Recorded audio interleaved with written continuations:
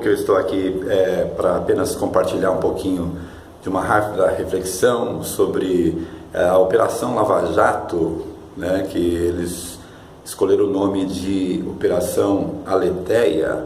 Interessante o termo que eles escolheram, não é? É uma palavra grega que vem do grego desde a Grécia Antiga, né, a Grécia Arcaica, que remonta lá aos anos 800 a 500 ou 700 a 500 a.C. E a palavra aletheia significa verdade, né? E essa palavra aletheia, ela era usada pelos antigos gregos para se referir à experiência de um profeta da Grécia Arcaica, que era chamado de Aedo, né?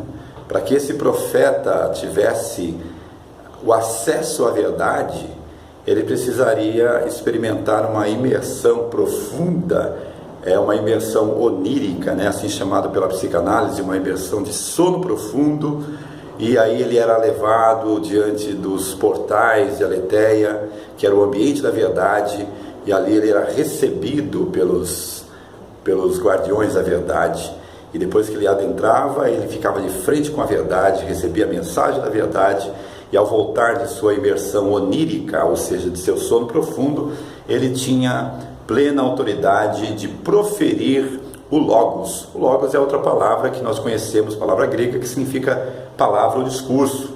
Então o discurso do Aedo, do profeta, era um discurso verdadeiro, era um discurso que tinha efeito, que tinha eficácia, não é?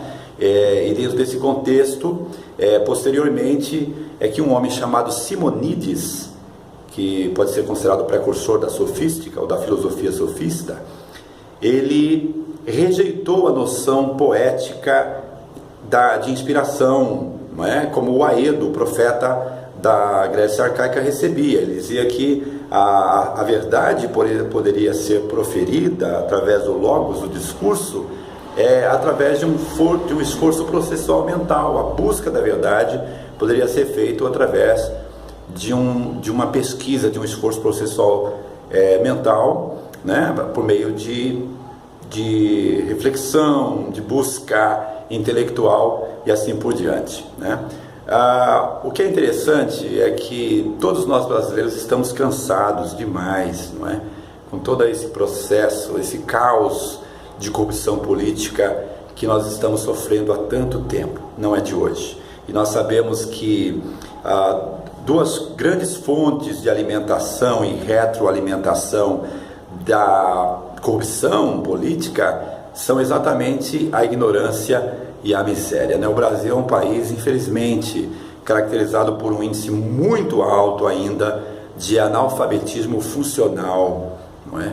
E também de grande pobreza. E pessoas inescrupulosas, pessoas que se tornaram walking dead, né? Pessoas, cadáveres desalmados, ambulantes, que não tem alma, são pessoas desalmadas, né? Que não tem sentimento, elas se valem da ignorância e da pobreza para manipular, né?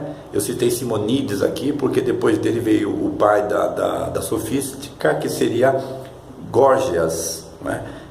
A filosofia sofista, ela banalizou a filosofia clássica quando fez do discurso um meio de lucro, um meio de obter vantagens, não é? É exatamente a retórica política e muitas vezes a retórica religiosa que se faz uso, não é, do discurso, do logos, de uma forma adulterada, com a intenção de manipular, com a intenção de enganar milhares e milhares de pessoas. Mas o povo brasileiro eu creio que despertou do sono profundo, né? Da imersão onírica. O povo está acordando, está despertando, e nós devemos protestar, nós devemos contestar, nós devemos ser cobeligerantes com ações sociais de protesto, de indignação, expressar nosso sentimento, verbalizar nosso sentimento a favor da nossa nação. Nós precisamos experimentar um êxodo, né, de sob o jugo da opressão, da corrupção que nós vivemos. E para isso nós precisamos pensar, nós temos que buscar mesmo a verdade dos fatos,